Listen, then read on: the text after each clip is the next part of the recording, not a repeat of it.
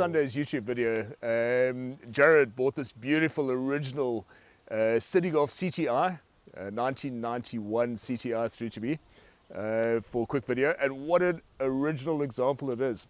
There weren't a lot that came in silver, and the CitiGolf is a uniquely South African car, and it was built from 1985. It was launched when the Golf 2 was launched here in South Africa. They introduced the CitiGolf as a budget alternative, and initially it was a 1.3 and a 1.6 carb engine out of the Mark II that they put in there, and then in 1990 they bought this one out, and this had the same 1.8 K-Jet engine that the original GTI had, 82 kilowatts and 153 Newton meters of torque, and it was basically a reincarnated GTI, Mk1 GTI.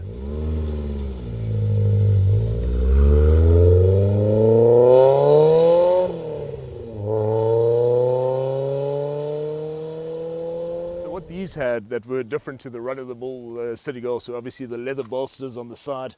It had the gauges out of the original Mark I, the volt gauge, the oil temperature gauge, and I think a oil pressure gauge, if I'm not mistaken, down there in the center.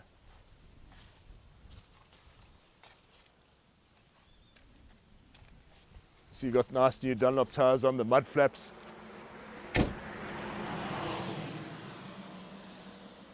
This is also something that the later CitiGolfs didn't have. Yes, this little black blackout. around the blackout around the side there. Original rims too. A spoiler on the boot spoiler. You're right, over here, and the boot and the front lip spoiler as well. Yes. That's another thing that was CTI specific. You know, this little lip spoiler down here.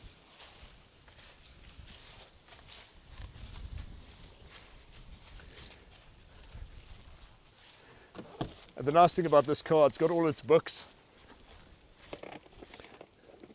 I mean, all of that's here. Everything on a single key as well, I think you did say, Jared? Yep, all the doors, ignition, boot, all on one key. Let me pop over the bonnet.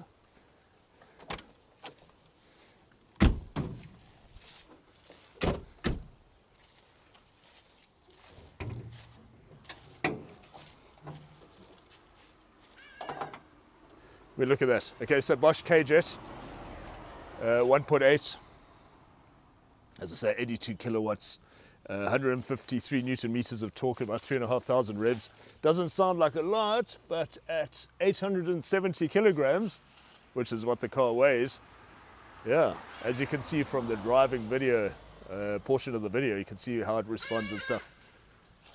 What an absolute beauty. What a pleasure to see something as an original condition as this.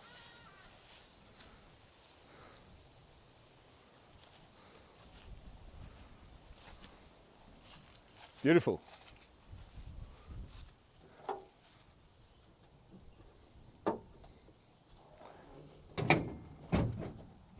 Jared, you were saying you bought it from the original owner as well? I got it from the second owner, yeah. Okay. So I'm the third owner of the car.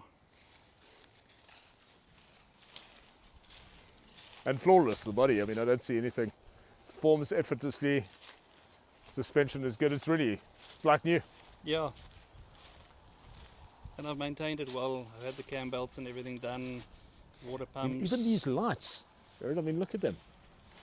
The rear lights.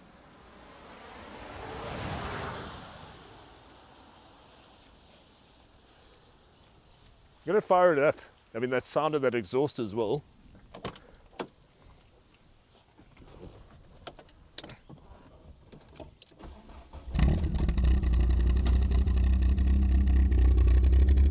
Proper verbal. Yeah?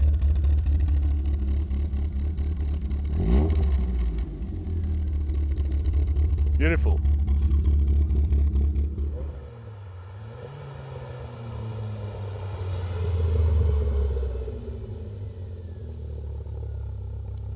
Okay, so what we're going to do now, I'm going to be filming this. Jared's driving it. So we're going to pull away. We've pulled into Old CV Road here, and just give you an idea of what these little cars go like. Let's have a look.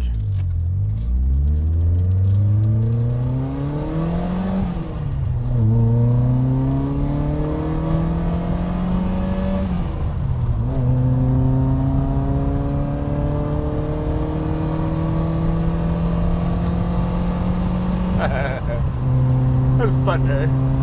Makes you feel like you're 18 again. Yeah.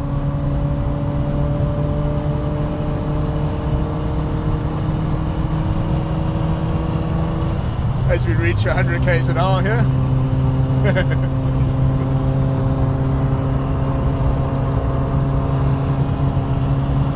But even just in terms of in-gear acceleration, we should try that. So just get down to like 80 or something like that and see how it pulls away.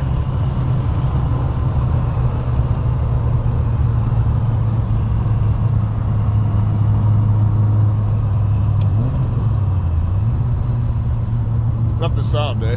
Yeah. They really are special. Okay, so now we're doing about 80 there, huh? Yeah. I reckon. Yeah, there we go.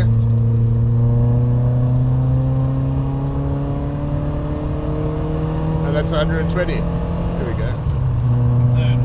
Third, yeah.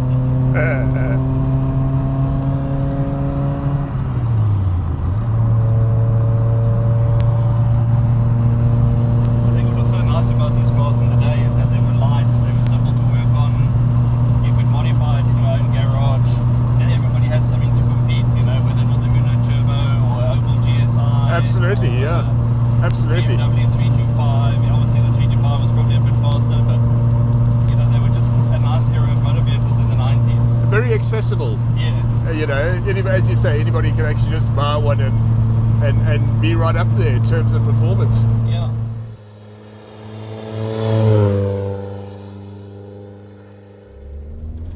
Okay, there we go. So I've taken over driving. What a beautiful example. It's just exactly as I remember them. I was telling Jared back in the early 90s, my brother-in-law at the time, Miller's uncle, had one of these, and I had a Uno Turbo, and yeah, man, those two just ran neck and neck. So really quite a fast little car, this back then. And it's all about weight. Jared, what, about 800-900 kilos? I think that's something about that, Yeah, somewhere around there. So the power to weight is what it's all about in these little cars, and so sporty and so involving. And that's the other thing, you don't need to be driving fast to have a lot of fun in these. And the 1.8 motor is just so torquey. I need to drive more manuals.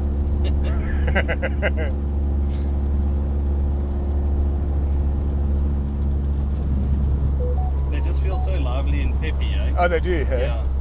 And so involving. Yeah. And I mean, that's what it's all about. Yeah, 100%. And these little cars had awesome road holding as well, They actually. did. I seem to remember that there's some other type of cross members or something like that they put in. Do you know what I'm talking about? That were different to the rest of it. Roll bars or Yeah, something like that. yeah, you're right. Something different on that. I don't know. Absolutely.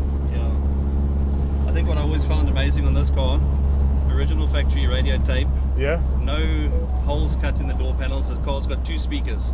yeah, at the Probably back. one of the only VW CitiGolfs that survived with 2 speakers in the Yeah, car. and maybe one over here. And that's the other thing. These early CitiGolfs, they didn't have the vents in the center. Yeah. So you had the two on the side. You had the quarter lights. They did away with the quarter lights, I think, somewhere in the late 90s, and did like a single door. But yeah, what a beautiful car, eh? Yeah, and I just think so few of them survive now. What a because time warp. I mean, you Yeah. just don't see them. They like became this. really cheap at one stage, and then a lot of them fell into the wrong hands, and then they just disappeared. You say that, and I can't remember the last time I saw a completely original CTI. Yeah, An unmolested one. yeah, Most of the guys have put coilovers on, and as you say, big sound systems and stuff like that, drop and suspension, different steerings, and smoke tail lights, headlights. Exactly, velocity rims. Yeah, and it's refreshing just to drive one and enjoy one as it should be. Exactly, yeah. I'm sure you're also feeling 18 again, eh? I do, hey? Only with more brains. I don't know about that, eh?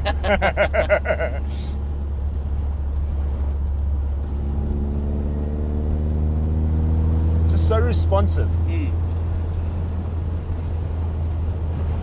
And these little cars, you didn't need things like power steerings, and I mean the brakes were great. Yeah.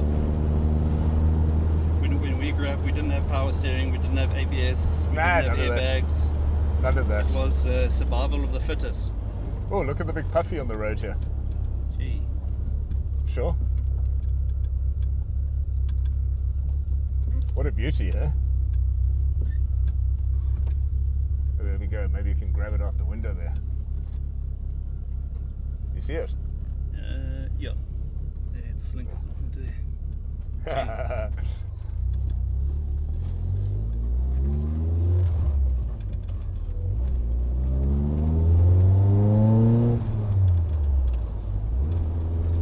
Notice you actually don't need to rev it much past about 4,500 RPM. Absolutely not. I mean, the torque peak, 153 Newton meters, is at 3.5. Okay. In these 1.8 Yeah. with K-Jet. Sure, that's a big water leak here, huh? Yeah. What's also nice about this little car, it's got all the mud flaps. So you drive through water and you don't have to go and clean your car again afterwards. I love them, eh? These little CitiGolfs. And we were really lucky. And I mean, if you looked at the channel, you know how I rave about the Fox. And I've go back to those videos. I'll share a link in this one as well. And you can get an idea. I give a lot more background in there about how they were produced here in South Africa. And yeah, we had everything from a 1.3 carb to a 1.6 carb, 1.8, and then later the 1.4i and 1.6 fuel injected motors out of the Polo. Yeah. But I mean, look at that. In third, it's a pretty steep hill here. And just pulls. It's bloody steep because I've cycled this hill. I know firsthand. I almost would think to myself that this being kind of like the end of the era of the Golf, you'd kind of compare it to the VW Beetle SP. Yeah. Which only we got in South Africa just at the end of the range. Yeah. And it's really the best of both worlds. I mean, the Golf 2, when it came up, was just too big and too heavy. Yeah. And too expensive, actually. You know, and it's just sort of, that's why Volkswagen South Africa went back and did these. Just reintroduced them. Yeah, this was a huge segment of their market, eh? Absolutely, yeah. And you know, Jared, I don't know if you've driven any of the later ones, like the 1.6, the Velocities and stuff. Yes. Really nice as well, very similar in character to this.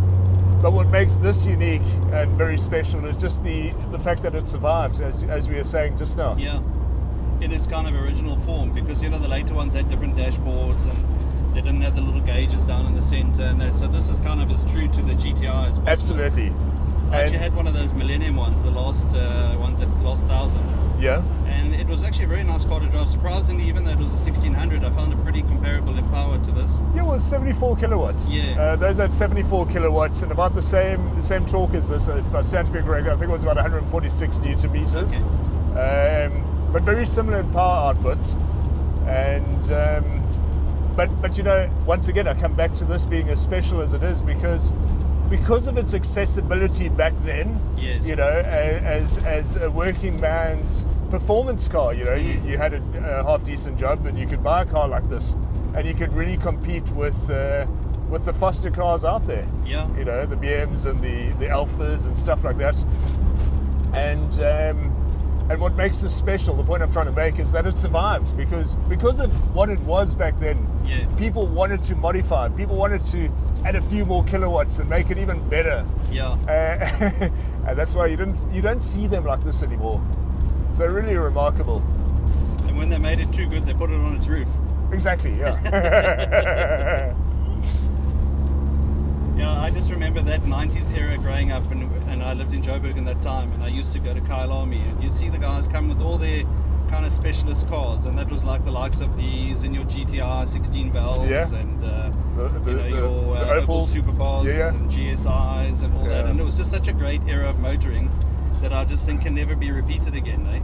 And everybody was so proud of their car, you know, in those days. People, it actually wasn't just a car, it was to get you from A to B. This was something that you went out and you chose. It said something about your personality, you know? Yeah, and you nurtured it, you know what I mean? It was a part of you. And we were very fortunate back then in terms of cars because we had very unique cars like the Superbus. I don't think you got anywhere else. No. It was uniquely South African, that Opel.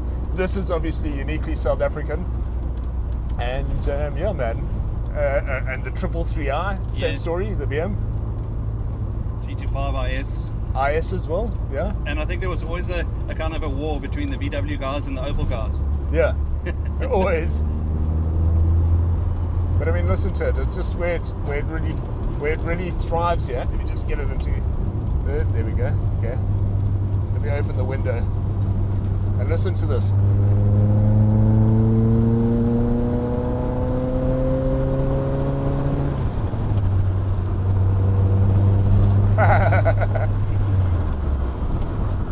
One way to take like years off your life, eh? Yeah, exactly. You know, I look at my son who's 19 and he's got Yeah. a BMW 120D. Yeah. And, you know, it's just such mundane driving compared to having something like this in the day when we were kids, you know.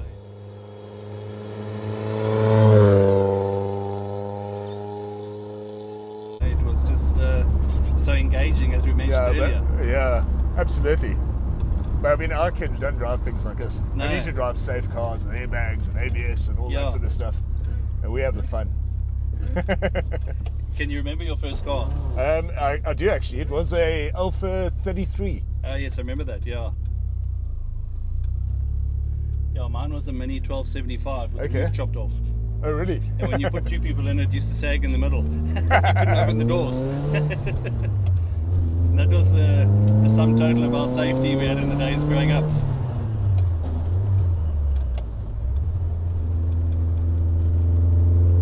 Man, really beautiful. Jared, thanks so much for bringing it past and letting me do the video on it. What a pleasure to see this and just drive it. Real time warp. And you were saying, yeah, you might even consider selling it. Haven't decided yet, but might be up for sale. Yes, yeah. I'll certainly share, if it does come up for sale, I'll certainly share a link to it in the video, in the 100%. description. Thank you. But yeah, thanks again, man. Really a pleasure to drive it, and what a special treat on a Sunday.